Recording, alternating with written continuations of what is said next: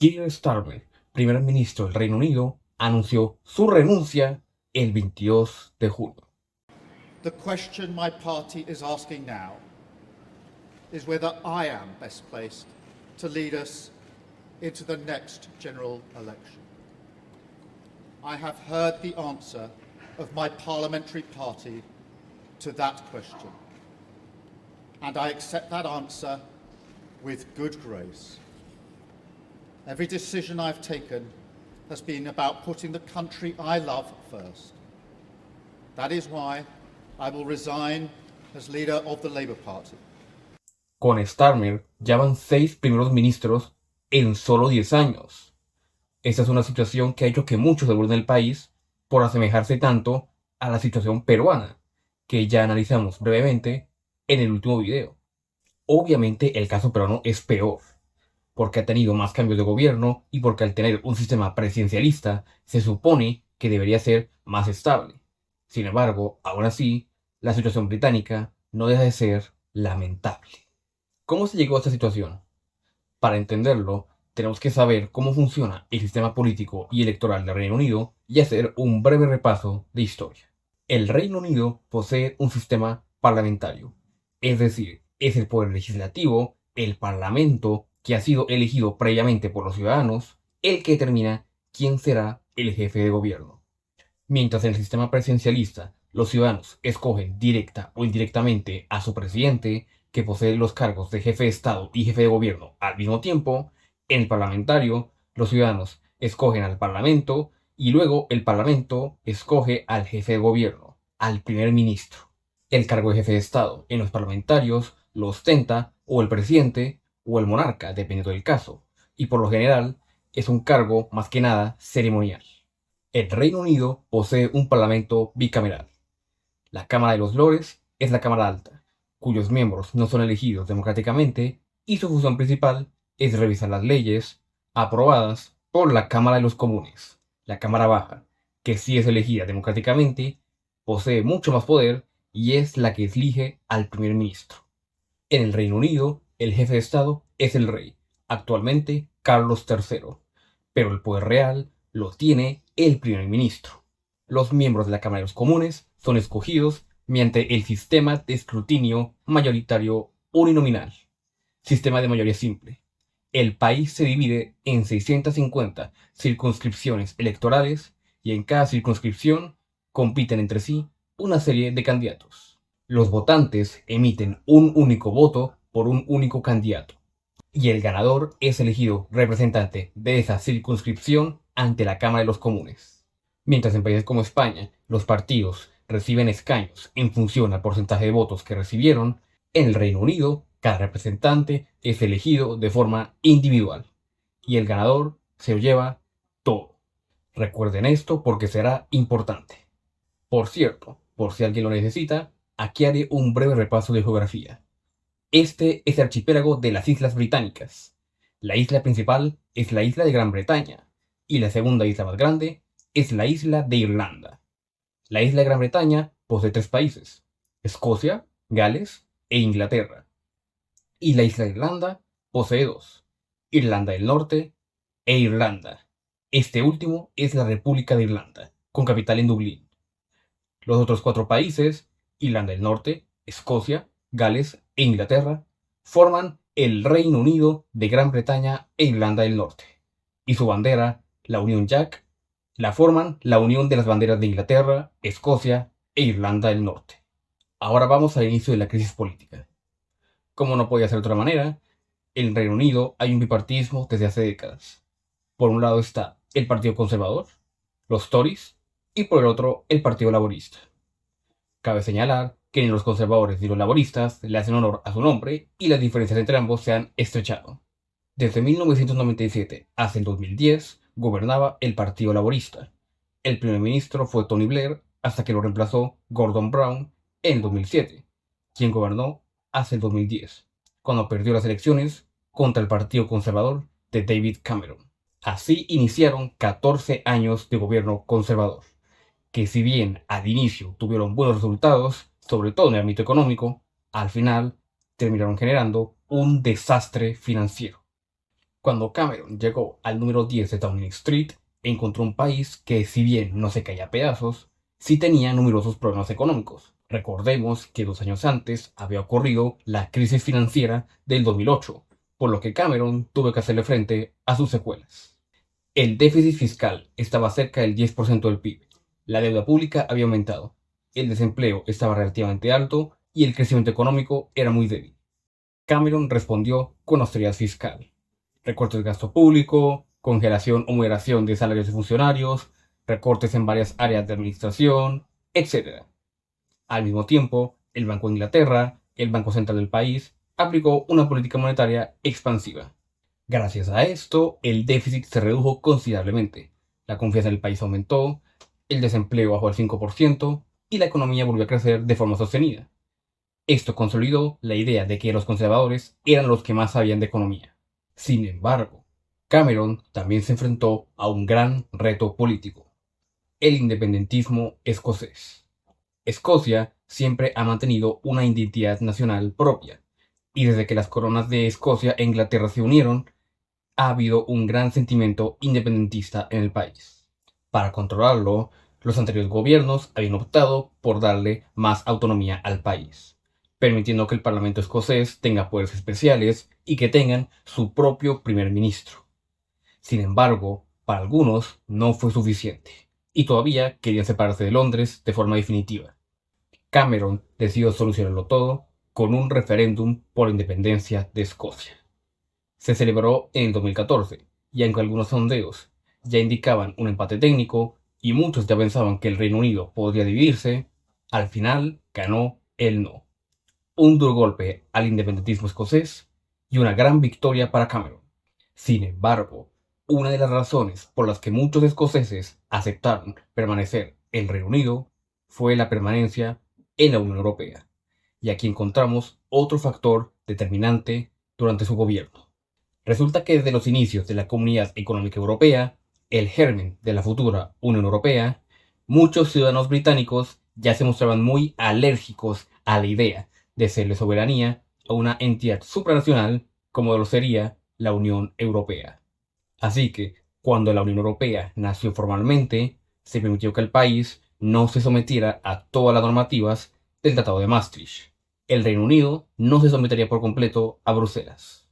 Pero esto no fue suficiente, así que Cameron, defensor de la permanencia de su país en la Unión, llegó a un nuevo acuerdo con la Comisión Europea. Se le darían al Reino Unido nuevas concesiones, entre ellas, limitar el acceso de trabajadores europeos al país y garantizar que los países que no usan el euro, como el Reino Unido, no fueran discriminados. Con esto buscaba reforzar la idea de que el Reino Unido no estaba comprometido con una mayor integración política como la que estaba ocurriendo en la Unión. Vamos, que no se llegaría a los Estados Unidos de Europa.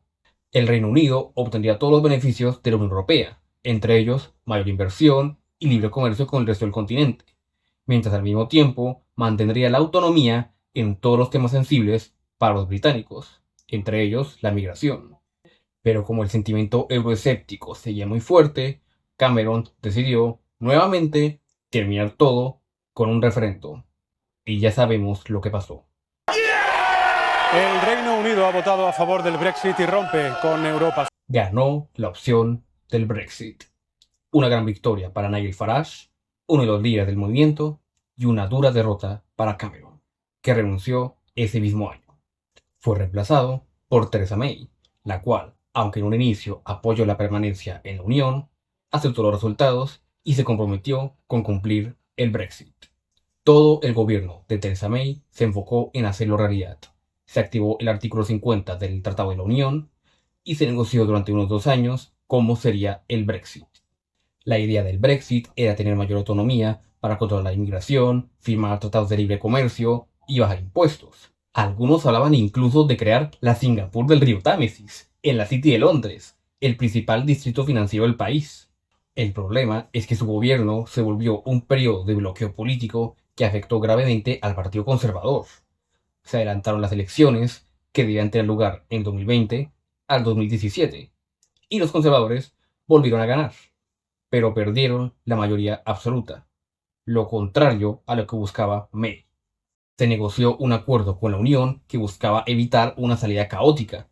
El problema es que terminó disgustando incluso a los partidarios más radicales del Brexit. El país estaba dividido incluso en la forma en la que debían aplicarlo. El acuerdo fue rechazado 3 veces, por lo que Theresa May terminó renunciando. Fue reemplazada por Boris Johnson, cuyo principal lema era Get Brexit Done, completar el Brexit, y lo logró. Se convocaron elecciones en 2019 y el Partido Conservador recuperó la mayoría absoluta, por lo que Johnson terminó de negociar el acuerdo del Brexit y el 31 de enero de 2020 el Reino Unido salió de la Unión Europea.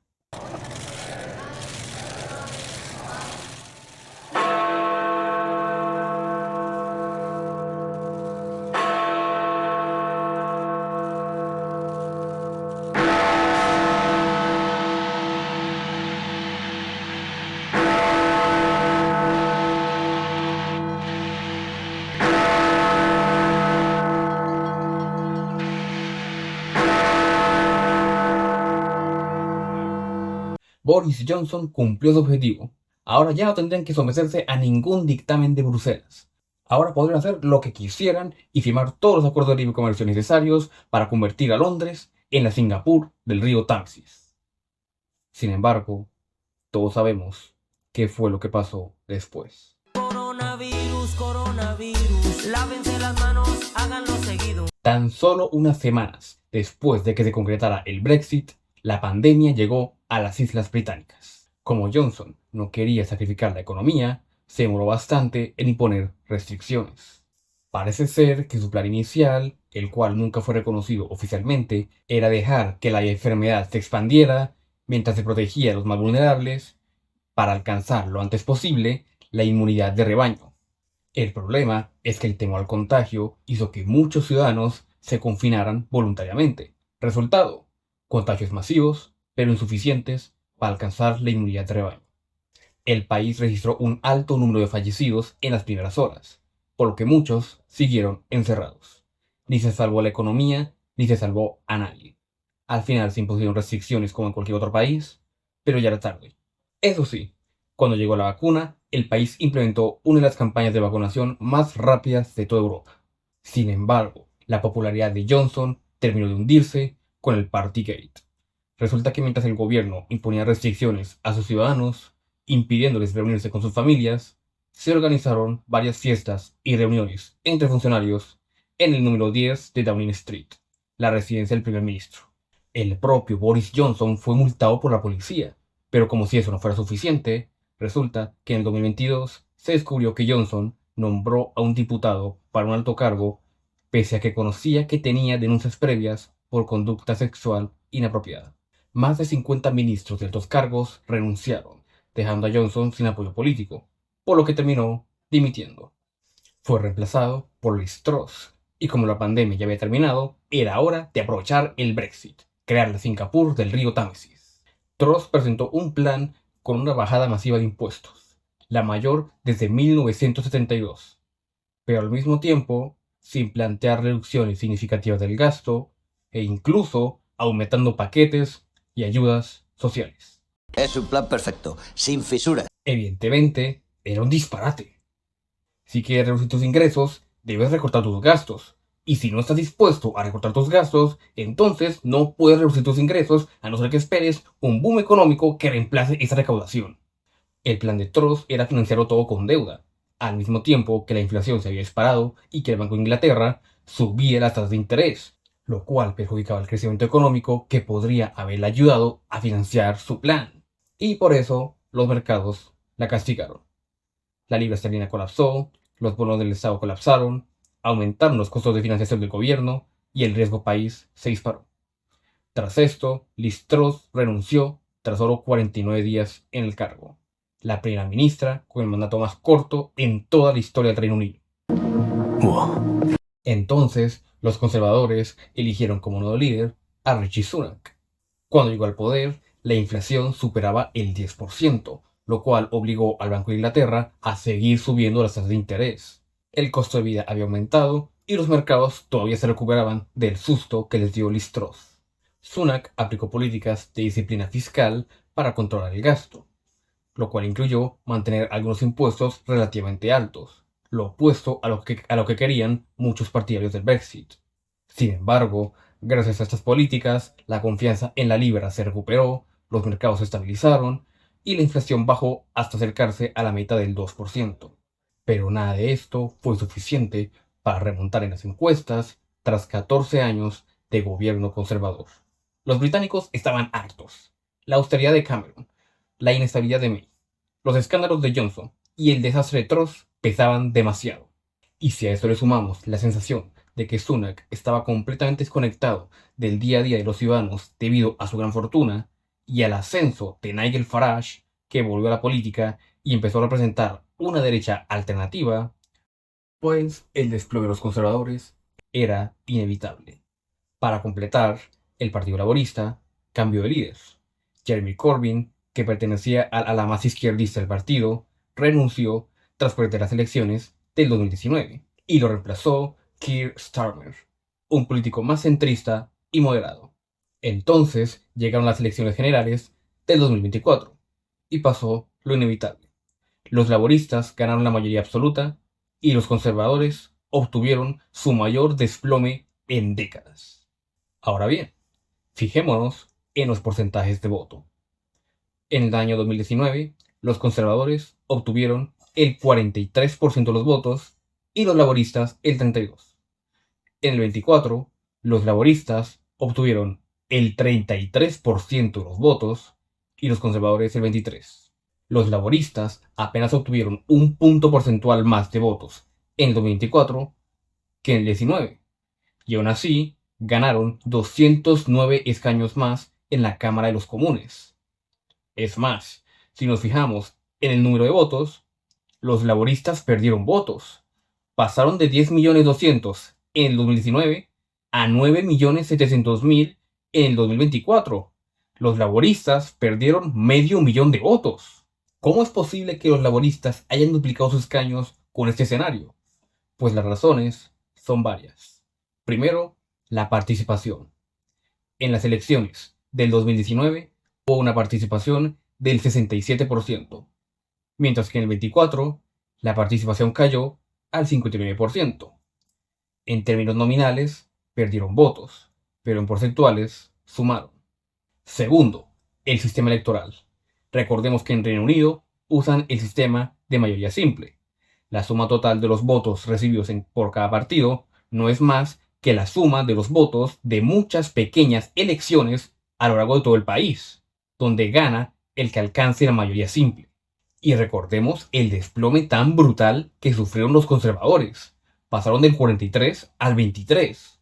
¿Y a dónde fueron a parar el resto de los votos? Pues, además de la abstención, muchos fueron a parar al resto de partidos que participaron en la elección, muchos de los cuales no obtuvieron un solo escaño. Pero sobre todo, la mayoría fueron a parar al partido Reform UK de Nigel Farage, el cual obtuvo el 14% de los votos, pero apenas obtuvo 6 escaños. En otras palabras, en lugar de que los votos de la derecha y la centroderecha se aglutinaran en los candidatos de los conservadores, esos votos se dividieron entre muchos candidatos, y esa división permitió que muchos candidatos laboristas ganaran con mayoría simple. Hicieron más con menos. Nunca hubo un gran entusiasmo alrededor de los laboristas o de Keir Starmer. Lo único que había era un hartazgo general tras 14 años de gobierno Tory. Sin embargo, los conservadores, pese a ser los grandes perdedores, conservaron el liderazgo de la derecha, ya que mucha gente votó por candidatos alternativos de Reform UK, pero la mayoría perdieron frente a los laboristas. En lenguaje callejero, podríamos decir que fueron votos perdidos. Fue de esta forma que Keir Starmer se volvió el nuevo primer ministro del Reino Unido. Sin embargo, había un problema, y es que Starmer no parecía tener un proyecto político claro de largo plazo. Su estrategia de campaña fue bastante cautelosa, evitando asumir riesgos para no darle ninguna oportunidad a los conservadores de recuperarse, por lo que sus discursos fueron bastante ambiguos y tibios. Lo apostó todo a prometer estabilidad. Por eso, el poco entusiasmo que había alrededor de Starmer se acabó cuando tuvo que romper algunas de sus promesas de campaña. Por ejemplo, subió las cotizaciones a los trabajadores y eliminó subsidios para pensionistas. Algunos lo podemos considerar fiscalmente necesario, pero también es sumamente impopular. Como muchos británicos no vieron ningún cambio, la popularidad del gobierno cayó más que la de cualquier otro primer ministro reciente, con la excepción de Liz Truss. Y es que el principal argumento de sus defensores es que las otras opciones son peores. Pero es que incluso si eso es cierto, es un argumento vacío y simplista que puede ser fácilmente superado por el carisma de un político como Nigel Farage. Y así llegamos a las elecciones municipales del 2026, donde Reform UK le dio una brutal paliza al Partido Laborista y al Partido Conservador. Una gran victoria para Nigel Farage, una dura derrota para el bipartidismo británico. Starmer lo apostó casi todo al miedo a la ultraderecha y a Farage, pero cuando una campaña se basa en el miedo, la campaña ya ha sido un fracaso. Las campañas basadas en el miedo pueden funcionar en el corto plazo, mas no en el largo plazo, y menos aún cuando un gran porcentaje de la población percibe que el miedo es infundado y la alternativa apenas alcanza el 20% de aprobación. Por eso ganó Nigel Farage en las elecciones del 2026. Entonces llegamos a junio del 2026, con un partido laborista en crisis y con muy pocas posibilidades de ganar las próximas elecciones.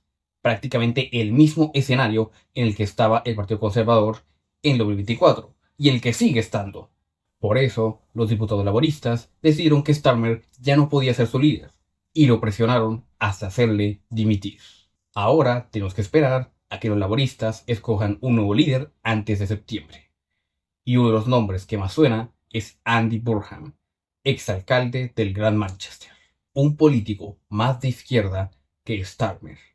Esto último puede ser un arma de doble filo, ya que por un lado podría resultar a los laboristas, ya que un hipotético gobierno de Burnham posiblemente tendría una agenda política más clara, una ideología más marcada y por tanto un discurso menos ambiguo. Pero por otro lado, esto mismo podría sepultarlos, ya que al ser un político más de izquierda podría generar un efecto rechazo en los votantes moderados, pero sobre todo en los votantes conservadores, que preferirían a los Tories o incluso a Nigel Farage. Ya veremos qué ocurrirá. La política es impredecible. Ningún movimiento político puede darse por muerto. En Canadá, todos pensaban que los liberales iban a ser derrotados en el 2025, pero en el último momento remontaron de la mano de Mark Carney. Todavía quedan 3 años para las próximas elecciones, eso suponiendo que no sean adelantadas. Tiempo más que suficiente para que el Partido Laborista resucite o termine de enterrarse. Estamos ante el fin de uno de los bipartidismos más antiguos del mundo.